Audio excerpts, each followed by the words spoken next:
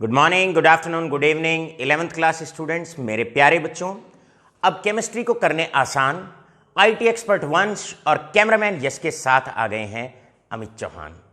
मेरे प्यारे बच्चों, केमिस्ट्री क्लासेस में आपका अभिनंदन है, आपका बहुत बहुत स्वागत है। प्रीवियस लेक्चर में हमने आपको जे थॉम्सन मॉडल के बारे में कुछ बारीकियां बताई, आपको Rutherford model of an atom के बारे में कुछ बताया, क्लियर है।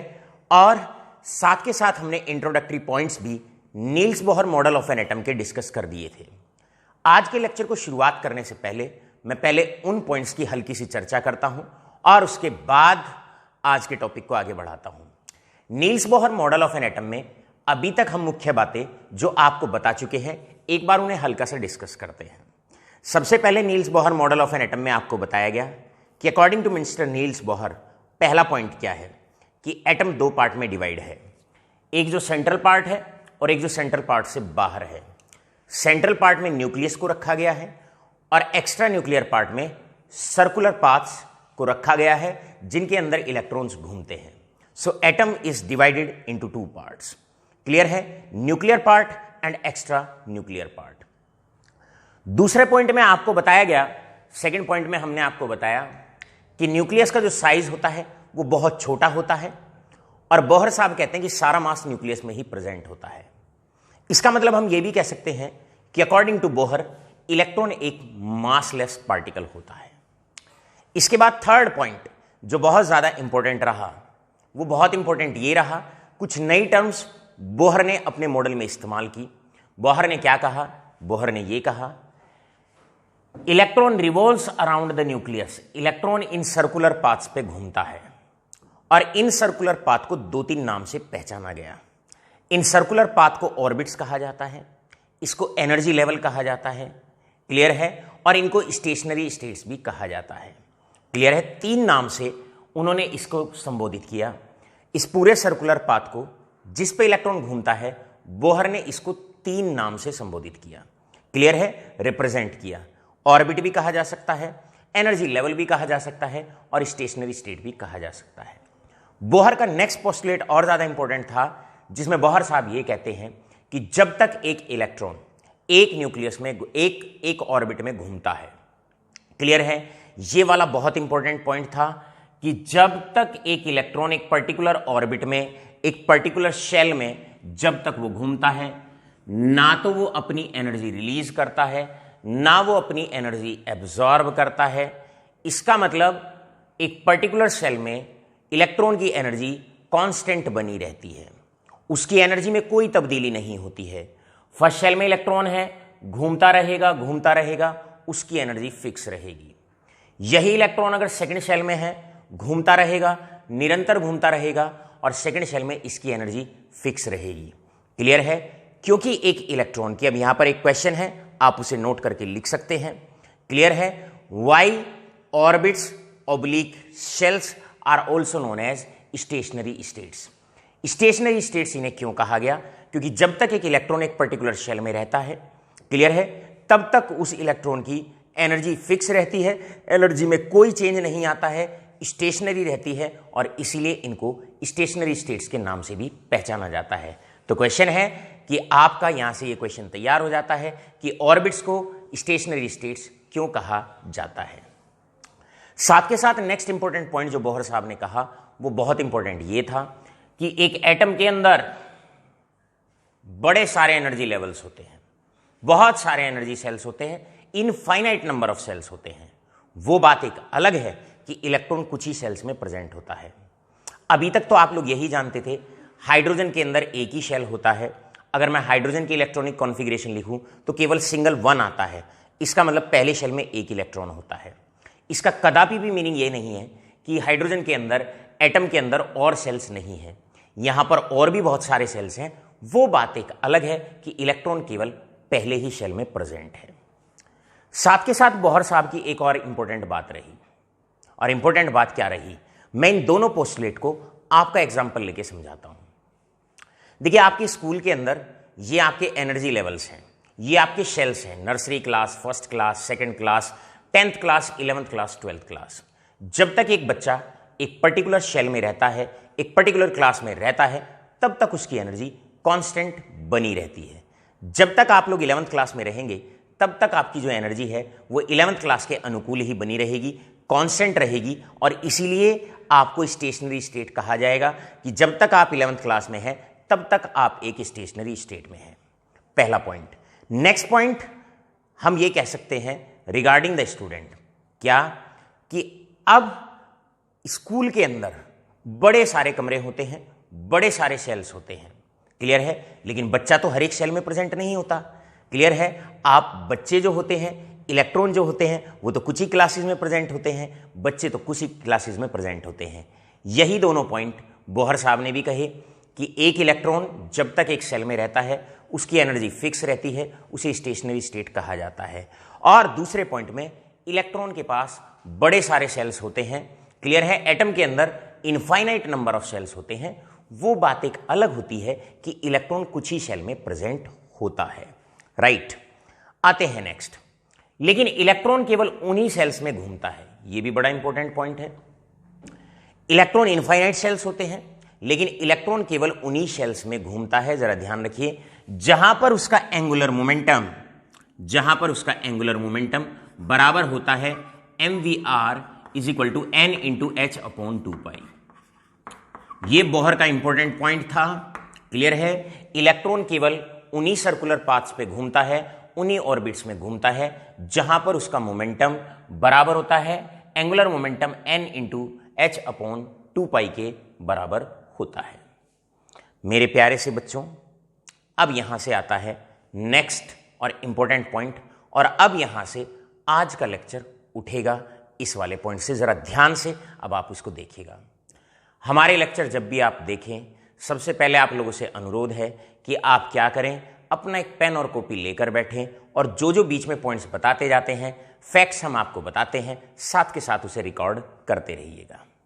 अब बोहर का आज का जो मेन इंपॉर्टेंट पॉइंट रहा, नेक्स्ट इंपॉर्टेंट पोस्टुलेट है, वो ये है, ये बड़ा इंपॉर्टेंट है कि जब तक एक इलेक्ट्रॉन, क्लियर है, एक शेल में रहता है तब तक उसकी एनर्जी फिक्स रहती है। अब मान लो मेरे पास ये एटम है और मैंने इस एटम को एनर्जी बाहर से सप्लाई कर दी। मैंने इस एटम को, क्लियर है, अगर किसी एटम को बाहर से हम एनर्जी सप्लाई करते हैं तो पॉइंट हमने लिखा हुआ है if we supply energy from outside. अगर आप एटम को हीट करें, एटम को आप इलेक्ट्रिक शॉक दें, करंट दें, या फिर आप उस पर सनलाइट डाल दें, किसी भी सेंस में अगर हम एटम को एनर्जी बाहर से सप्लाई करते हैं तो बोहर साहब ये कहते हैं इलेक्ट्रॉन गेन्स द एनर्जी। ये जो इलेक्ट्रॉन है ये एनर्जी गेन करेगा and get excited to higher energy level, so called as excited state. बड़ा इंपॉर्टेंट पॉइंट है। अब आपने इसको बाहर से एनर्जी सप्लाई की, पहले ओरिजिनली इलेक्ट्रॉन फर्स्ट शेल में था, मान लो ये हाइड्रोजन एटम का केस है और हाइड्रोजन एटम में इलेक्ट्रॉन जो होता है वो फर्स्ट ऑर्बिट में होता है। अब आपने उसको एनर्जी सप्लाई की, क्लियर है, ओरिजिनली फिलहाल ये यहां पर है, यहां पर है, इसको बोला जाएगा इसका ग्राउंड स्टेट। इंपॉर्टेंट पॉइंट, पहला पॉइंट, इसे बोला जाएगा ग्राउंड स्टेट। तो ग्राउंड स्टेट का मतलब क्या होता है, इलेक्ट्रॉन फाइनली एटम के अंदर जिस सेल में प्रेजेंट होता है उसको ग्राउंड स्टेट बोला जाएगा। तो आप ये कह देंगे lower energy level, lower energy level, इसको लोअर एनर्जी लेवल के नाम से पहचाना जाएगा। अब आपने क्या काम किया, इसको एनर्जी सप्लाई कर दी। सप्लाई करने पे मान लो इलेक्ट्रॉन यहां पर जंप हो गया, यहां पर इलेक्ट्रॉन चला गया, तो ये इलेक्ट्रॉन फाइनली यहां पर चला जाता है, यहां पर चला जाता है। बोहर साहब कहते हैं अगर बाहर से एनर्जी सप्लाई करोगे, किसी भी फॉर्म में आप एनर्जी सप्लाई करो, तो इलेक्ट्रॉन हायर लेवल पे, अपने से ऊपर वाले लेवल पर क्या करता है, एक्साइट हो जाता है, जंप कर जाता है। अब आगे की जो मैं लाइनें बोलता हूं उसे जरा ध्यान से रिकॉर्ड करें। अब ये इलेक्ट्रॉन जब फाइनली ऊपर जंप कर जाता है तो ये हायर एनर्जी लेवल पे चला जाता है। उस हायर एनर्जी लेवल को हम कहते हैं एक्साइटेड स्टेट। जरा ध्यान से समझिएगा, उसे कहा जाता है एक्साइटेड स्टेट। तो आपकी नजरों में एक्साइटेड स्टेट क्या रहा, एक हायर एनर्जी लेवल, एक हायर एनर्जी लेवल, क्लियर है।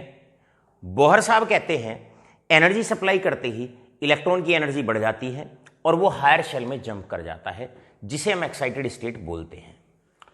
अब वहां पर इलेक्ट्रॉन जो रुकता है वो कुछ ही क्षण के लिए रुकता है और फिर वापस आता है, वहां पर कुछ ही क्षण के लिए रुकता है, फिर वापस आता है। और इंपॉर्टेंट बात अब शुरू होती है, क्लियर है? पहले लाइन लिखिएगा, then the electron jumps back after a picoseconds. कुछ क्षण के बाद ही इलेक्ट्रॉन वापस आता है। और इंपॉर्टेंट बात, अब ध्यान ना हटे, इसे रिकॉर्ड करिएगा कॉपी में।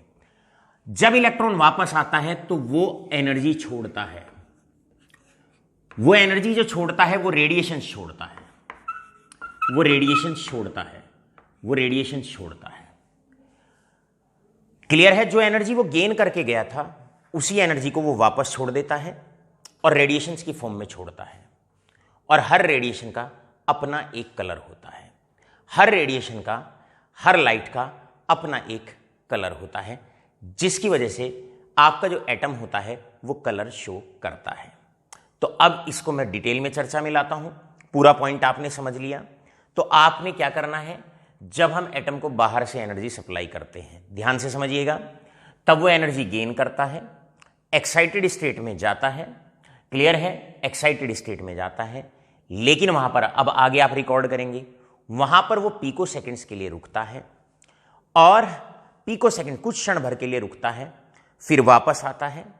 जब वापस आता है तो जो एनर्जी वो गेन करके गया था, यहां से यहां गया, एनर्जी गेन करके गया, वापस आएगा, वापस आया, एनर्जी रिलीज करता है। मजे की बात इलेक्ट्रॉन की यह है कि जो वो एनर्जी रिलीज करता है वो रेडिएशन की फॉर्म में रिलीज करता है और हर रेडिएशन का अपना एक स्पेसिफिक कलर होता है। ऑलराइट, तो यहां पर आप 2-3 टर्म आपकी बहुत अच्छे से तैयार होती है।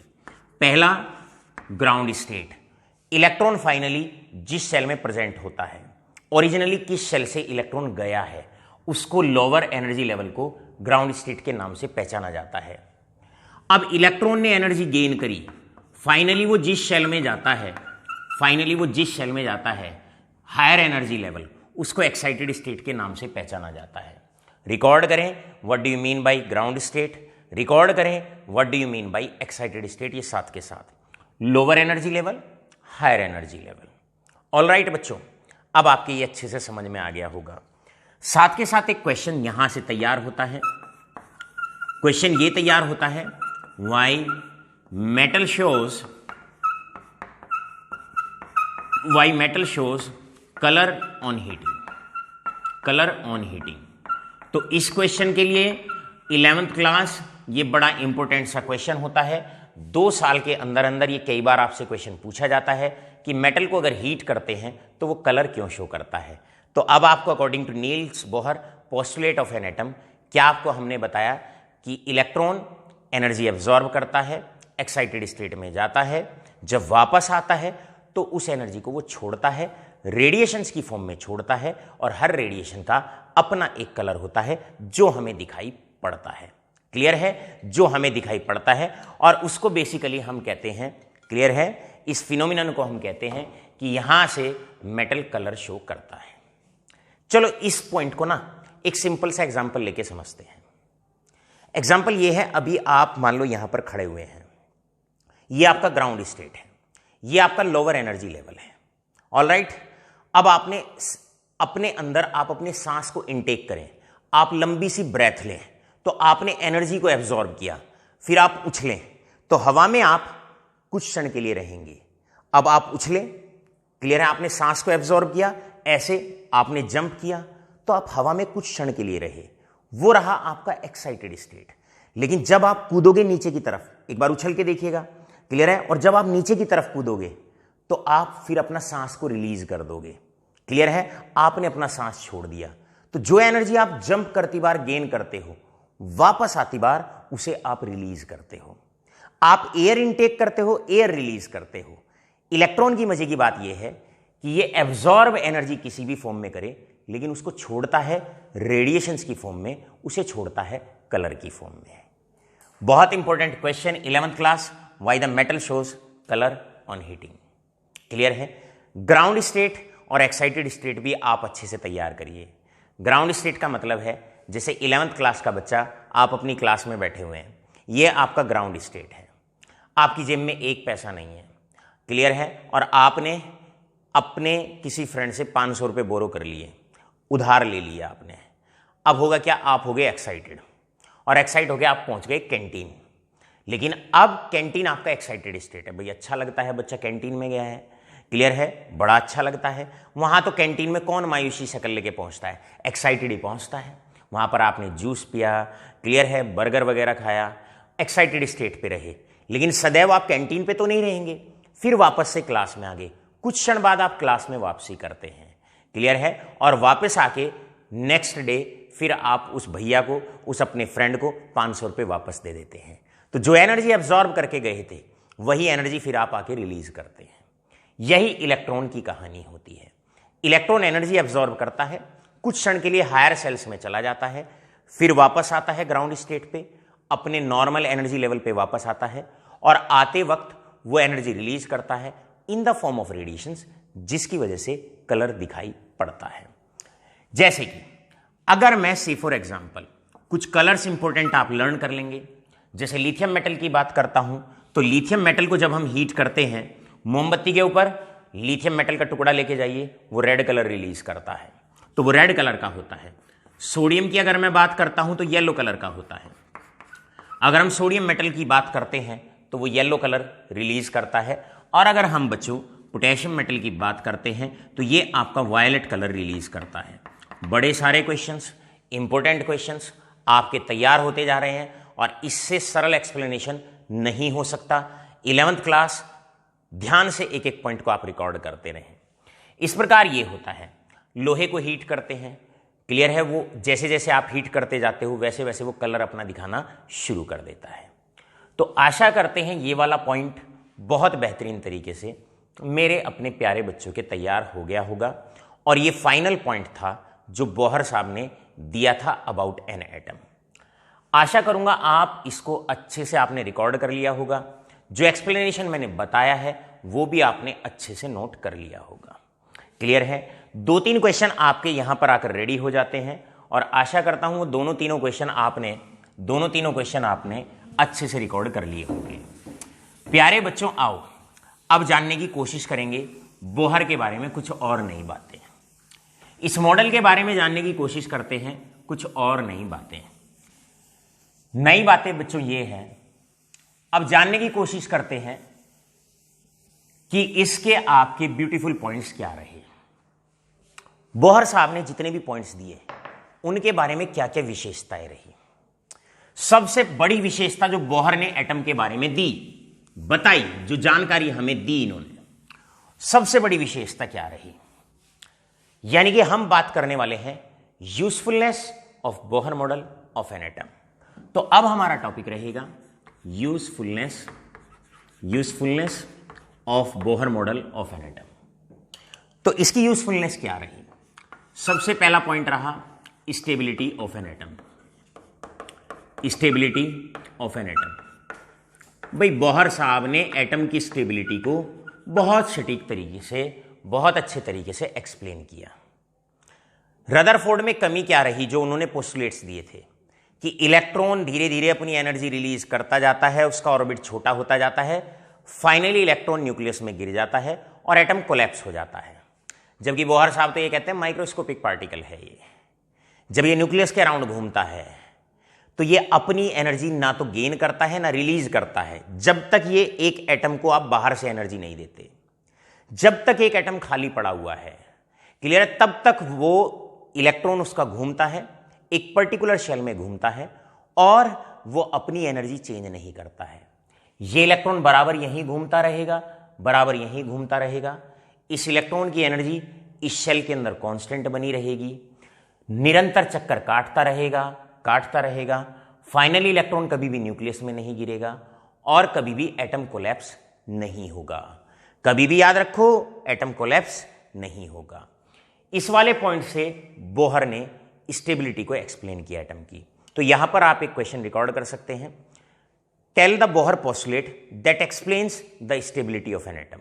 तो उसमें आपको यही पॉइंट देना होता है जो प्रीवियस लेक्चर में हमने बताया था कि as long as the electron remains in the same shell, जब तक वो एक शेल में रहता है, neither it absorbs the energy nor it release the energy, hence energy of the electron in a particular shell, in a particular orbit, in a particular energy level, in a particular stationary state remains constant and hence atom is stable. ये point, इस question का answer आप मेरे lecture cover up होने के बाद आप हमारे रिलीज लेक्चर को बार बार आप इसे सुन सकते हैं और इन सारे पॉइंट्स को अच्छे से रिकॉर्ड कर सकते हैं।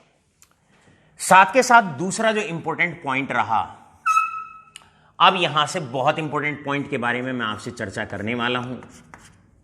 हमारे जो ये लेक्चर्स हैं ये आपके लिए फ्रूटफुल होने वाले हैं for the students appearing in class 11th, for the students appearing in class 12th, सबके लिए ये हमारे जो लेक्चर हैं ये बहुत बहुत क्रूशियल आपके लिए होने वाले हैं। साथ के साथ जो बच्चे नीट और IIT की तैयारी कर रहे हैं उनके लिए भी हमारा लेक्चर बहुत बहुत फ्रूटफुल होने वाला है। जरा ध्यान से समझिए। अब यहां से आता है Bohr gave the formula for the energy. Bohr ने ये कहा ये एनर्जी लेवल्स हैं, ये एनर्जी लेवल्स हैं जिन्हें हम शेल्स कहते हैं। क्लियर है? जिन्हें हम शेल्स कहते हैं ये बोहर की नज़रों में एक एनर्जी लेवल है। अब बोहर साहब ने ये भी बताया कि अगर इलेक्ट्रॉन फर्स्ट ऑर्बिट में है, सेकंड ऑर्बिट में है, थर्ड ऑर्बिट में है तो उसकी एनर्जी कितनी होगी। यानी कि he gave the formula to calculate, gave the formula, he gave the formula या he give the formula, Bohr give the formula to calculate energy, give the formula to calculate energy, to calculate energy of electron, to calculate energy of electron in nth orbit. किसी भी orbit में अगर आप चाहो, सबसे बेहतरीन point में से एक था बोहर का, ये सबसे बेहतरीन पॉइंट में से उन्होंने बताया अगर किसी भी ऑर्बिट के अंदर अगर इलेक्ट्रॉन की एनर्जी निकालनी है तो आप निकाल सकते हैं। इन case of hydrogen, atoms like hydrogen and hydrogen like species, भैया बोहर साहब ने एक फॉर्मूला दिया। अगर आप किसी भी शेल के अंदर इलेक्ट्रॉन की एनर्जी कैलकुलेट करना चाहते हो, बोहर का पूरा मॉडल कुछ ऐसा है जैसे एक बच्चा स्कूल के अंदर है। अब अगर मान के चलो आपसे पूछा जाए, बताओ भाई जो नर्सरी क्लास में, नर्सरी शेल में जो बच्चा है उसकी एनर्जी बताओ, 5th क्लास में जो बच्चा है उसकी एनर्जी बताओ, या फिर अगर कोई बच्चा 11th क्लास में है, आपकी बात हो रही है, अगर वो 11th क्लास में है तो उसकी एनर्जी बताओ। तो बोहर साहब ने उसको कैलकुलेट करने का एक फॉर्मूला दिया। फॉर्मूला क्या था? ये बहुत इंपॉर्टेंट फॉर्मूला है, साथ के साथ आपको नोट करना है, अभी के अभी आपको रिकॉर्ड करना है। क्या है formula? -2 pi square me4 multiplied by z square upon n square into h square. यहां पर बोहर साहब ने एक फॉर्मूला दिया, -2 pi square me4 into Z square upon n square into h square. अब प्यारे बच्चों, इस फॉर्मूले के बारे में मैं एक एक पॉइंट इधर लिखता हूं, आप जरा ध्यान से समझेंगे इसको, आप जरा ध्यान से इसको रिकॉर्ड करेंगे। क्लियर है? यहां पर एक टर्म और लिख लीजिएगा, दैट इज -k स्क्वायर। अब यहां पर इस फॉर्मूले के अंदर कौन कौन सी टर्म और उसकी क्या क्या वैल्यू है। सबसे पहले हम k की बात करते हैं। k आपका यहां पर कूलम्ब्स लॉ कांस्टेंट है। अब रिकॉर्ड करो, कॉपी में लिखिएगा, साथ के साथ नोट्स बनाते रहिए। k का मतलब कूलम्ब्स लॉ कांस्टेंट और वैल्यू है 9 × 10⁻⁹। पाई की बात करते हैं, आप लोग जानते हैं 3.14 है इसकी वैल्यू। m का मतलब है मास ऑफ द इलेक्ट्रॉन है यहां पर 9.11 × 10⁻31। अगर E की बात करता हूं तो चार्ज ऑन एन इलेक्ट्रॉन है 1.6 × 10⁻19 है यहां पर।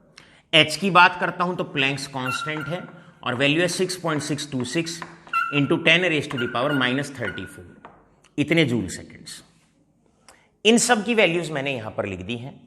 मैंने आपको k की वैल्यू यहां पर बता दी है, पाई की वैल्यू आपको बता दी गई है, आपको m की वैल्यू, E की वैल्यू बता दी गई है, आपको h की वैल्यू बता दी गई है। अब अगर मैं इस पूरे फैक्टर की वैल्यू रख देता हूं तो ये फॉर्मूला हमारा बहुत सिंप्लीफाई हो जाता है। केवल दो टर्म रह जाती हैं, n और h, n रह जाता है और z यहां पर रह जाता है। केवल दो टर्म रह जाती हैं।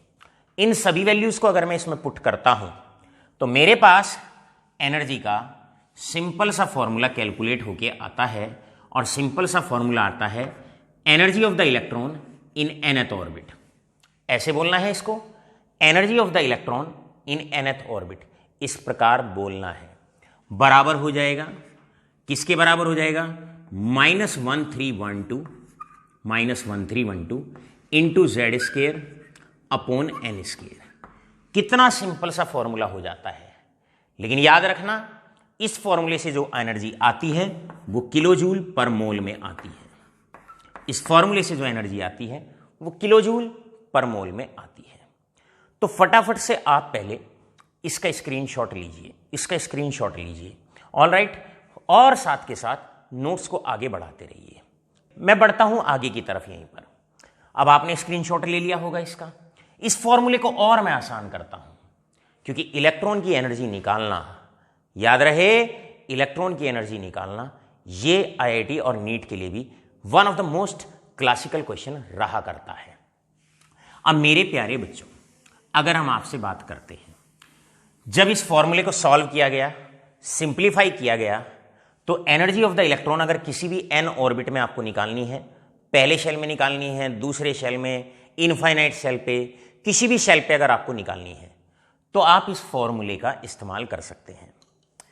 मैंने देखा आजकल भी टीचर्स इसी फॉर्मूले का इस्तेमाल करते हैं, लेकिन ये हमारा एक ओल्ड व्यू है। ये पुराने जमाने में हम इस फॉर्मूले का इस्तेमाल किया करते थे। आज जो हम इस फॉर्मूले का इस्तेमाल करते हैं, इसकी हमारे पास दो फॉर्म और हैं। एक फॉर्म ये है, energy of the electron in nth shell is equal to -21.8 into 10⁻⁻19 multiplied by Z square upon n square. इसी फॉर्मूले को मैं इसमें भी कन्वर्ट कर सकता हूं। ये किलो जूल पर मोल में है, ये मेरा हो जाएगा, दैट इज, ये हमारे पास हो जाएगा जूल पर एटम, जूल पर एटम। अगर इस फॉर्मूले का इस्तेमाल करोगे तो आपकी जो एनर्जी आने वाली है वो एनर्जी आपकी जूल पर एटम में आने वाली है। अगर आप इस फॉर्मूले का इस्तेमाल करते हो तो यहां से याद रखिएगा कि जो एनर्जी निकल के आएगी वो किलो जूल पर मोल में आएगी। तो दोनों में बेसिक सा डिफरेंस आप अच्छे से लर्न कर लेंगे। क्लियर है? दोनों के अंदर बेसिक सा डिफरेंस आपको अच्छे से लर्न होना चाहिए। साथ के साथ आईआईटी से ही और नीट में आपसे ये फॉर्मूला भी पूछ लिया जाता है। इसकी थर्ड फॉर्म है, अगर किसी भी इलेक्ट्रॉन की एनर्जी किसी पर्टिकुलर nth ऑर्बिट में अगर आपको निकालनी हो तो आप याद रखिएगा, इसको अगर और सॉल्व करें तो वैल्यू आती है -13.6 into Z square upon n square. लेकिन यहां पर जो यूनिट बनेगी वो electron volt per atom, electron volt per atom. तो अब आपके सर क्या कहना चाहते हैं, इस पॉइंट को दोबारा से पढ़ो। बोहर साहब ने एक फॉर्मूला दिया, क्लियर है, to calculate the energy of the electron in nth orbit. किसी भी ऑर्बिट में अगर इलेक्ट्रॉन घूम रहा है, पहले ऑर्बिट में, दूसरे में, तीसरे में, किसी भी शेल में घूम रहा है, तो हम उस इलेक्ट्रॉन की एनर्जी बता सकते हैं। हम उस इलेक्ट्रॉन की एनर्जी बता सकते हैं। किस फॉर्मूले के तहत बता सकते हैं? वो फॉर्मूला अभी जो मैंने रब किया था वो आपने नोट कर लिया होगा। जब उस फॉर्मूले को सिंप्लीफाई किया जाता है तो ये तीन वे में आप एनर्जी कैलकुलेट कर सकते हैं। आपकी इच्छा, आप इस फॉर्मूले से एनर्जी कैलकुलेट करें, आपकी इच्छा इस फॉर्मूले से करें, और आईआईटी और नीट में तो ये वाला फॉर्मूला आपको लगाना है, ये फॉर्मूला आपको लगाना है। याद रखिएगा, ये फॉर्मूला आपको लगाना है। ऑलराइट, डिफरेंस किलो जूल पर मोल में है। यहां पर लर्न करो, एनर्जी जो है वो जूल पर एटम में है, और यहां पर आप नोट करेंगे कि यहां energy electron volt per atom में है। ऑलराइट ऑल ऑफ यू, आपने रिकॉर्ड कर लिया होगा। क्लियर? अब चलो हल्का सा एक्सरसाइज पार्ट पे चलते हैं। मैं अपने बच्चों से पूछता हूं, आप बताओ मुझे, tell the energy of the electron, tell energy of electron in number 1 first orbit, in first orbit of hydrogen atom. अब आप बताओ, हाइड्रोजन में इलेक्ट्रॉन पहले ऑर्बिट में है और आपको उसकी एनर्जी बतानी है। साथ के साथ यहां पर 2 पॉइंट और आप अच्छे से लर्न कर लें। एन का मतलब होता है शेल नंबर, एन का मतलब है शेल नंबर या आपका ऑर्बिट। अब एन की वैल्यू अगर पहले शेल में है, याद रखो, अगर इलेक्ट्रॉन पहले शेल में है तो एन की वैल्यू 1 है, दूसरे शेल में है तो एन की वैल्यू 2 है, तीसरे शेल में है तो एन की वैल्यू 3 है, एन की वैल्यू 3 है। जेड का मतलब होता है जिस एटम की आप बात कर रहे हैं, पर्टिकुलरली हाइड्रोजन की अगर आप बात कर रहे हैं तो उसके एटॉमिक नंबर को रिप्रेजेंट करता है, या हीलियम प्लस की आप बात कर रहे हैं तो उसके एटॉमिक नंबर को रिप्रेजेंट करता है। तो जेड यहां पर एटॉमिक नंबर को रिप्रेजेंट करता है, इट रिप्रेजेंट्स एटॉमिक नंबर। ये आपका एटॉमिक नंबर को रिप्रेजेंट करता है। चलो बच्चों, मान लो मुझे यहां से ये क्वेश्चन रहा, दिस इज द क्वेश्चन, मैं इसको सॉल्व करता हूं। सॉल्व ऐसे आपको ये बताना है एक इलेक्ट्रॉन जो पहले शेल में घूम रहा है उसकी एनर्जी कितनी है, तो उसको हम कैसे रिप्रेजेंट करेंगे, E1। मान लो इस फॉर्मूले का हम इस्तेमाल करते हैं, E1 आप लिख ले माने -1312 इंटू Z का मतलब एटॉमिक नंबर, हाइड्रोजन का एटॉमिक नंबर 1 होता है तो आप यहां पर 1 स्क्वायर करेंगे, डिवाइडेड बाय, याद रखो 1 स्क्वायर करेंगे divided by n square. n का मतलब है शेल नंबर, कौन से शेल में निकालनी है, फर्स्ट ऑर्बिट में आपको निकालनी है। 1 का स्क्वायर, 1 से 1 कैंसिल आउट हो गया, इसका मतलब आपने बड़े अच्छे से आंसर दे दिया, -1312 इतने किलोजूल पर मोल, इतने किलोजूल पर मोल। आशा करता हूं पूरा कॉन्सेप्ट आपके समझ में आ गया होगा। अब बच्चे ने एनर्जी बता दी, जो बोहर साहब ने फॉर्मूला दिया था उस फॉर्मूले की मदद से बड़े प्यार से हंसते खेलते आपने इलेक्ट्रॉन की एनर्जी भी बता दी कि पहले शेल में अगर इलेक्ट्रॉन घूम रहा है तो वो किस एनर्जी के साथ घूमता है, -1312 किलोजूल पर मोल। क्लियर है? आप अगर इस फॉर्मूले का इस्तेमाल करते तो यहां पर एनर्जी आती, energy in the first orbit is equal to -2.18 into 10⁻⁻19 multiplied by 1 का स्क्वायर होल डिवाइडेड बाई 1 का स्क्वायर, तो एनर्जी आ जाती -21.8 इंटू 10⁻⁻19। लेकिन यहां जो एनर्जी आती वो आपकी जूल पर एटम में आती, तो इतने जूल पर एटम। अब फटाफट से आप लोग क्या काम कर सकते हैं, कुछ क्वेश्चन साथ के साथ ध्यान से पेन उठाओ, कॉपी उठाओ और रिकॉर्ड करना शुरू करो। इसका स्क्रीनशॉट लो। क्लियर? अब कुछ क्वेश्चन साथ के साथ आप रिकॉर्ड करें। कैलकुलेट द, लिखिएगा क्वेश्चन साथ के साथ, calculate the energy of the electron in fourth orbit in case of hydrogen atom. दूसरा, calculate the energy of the electron in the second orbit in case of hydrogen atom. अब आपको E2 बताना है और आपको E4 बताना है। E2 का मतलब energy of the electron in second orbit और E4 का मतलब energy of the electron in fourth orbit. आशा करता हूं पूरा कॉन्सेप्ट बड़े अच्छे तरीके से आपका क्लियर रहा होगा, आपके बहुत अच्छे से क्लियर हो गया होगा। अब चलो इस फॉर्मूले के बारे में ना कुछ मजेदार बातें करते हैं। आपको पता लग गया अब कि भैया हम आसानी से बता सकते हैं, आसानी से ये बता सकते हैं, क्लियर, इलेक्ट्रॉन की एनर्जी बड़े आसानी से हम बता सकते हैं। अब मेरे प्यारे बच्चों देखिएगा जरा, अब एक क्वेश्चन आता है, क्वेश्चन आता है कि कैलकुलेट, मैं क्वेश्चन यहां पर लिखता हूं, कैलकुलेट एनर्जी, कैलकुलेट एनर्जी, आपको एनर्जी कैलकुलेट करनी है, energy of electron in second orbit, in second orbit in case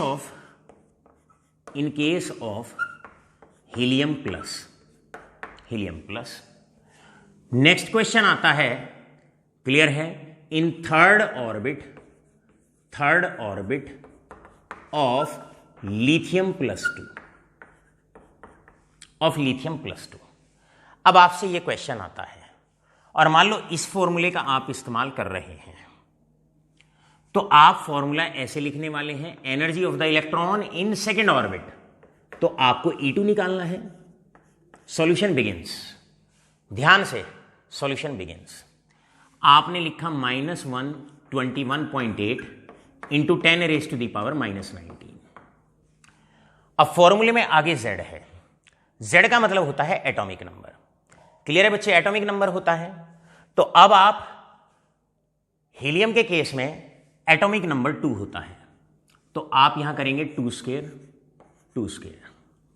divided by, ध्यान से समझो, बड़ा अच्छा रिजल्ट आपका निकल के आने वाला है, बहुत प्यारा रिजल्ट आएगा आपका निकल के, डिवाइडेड बाई, दैट इज कौन से ऑर्बिट में निकालनी है? सेकेंड ऑर्बिट में।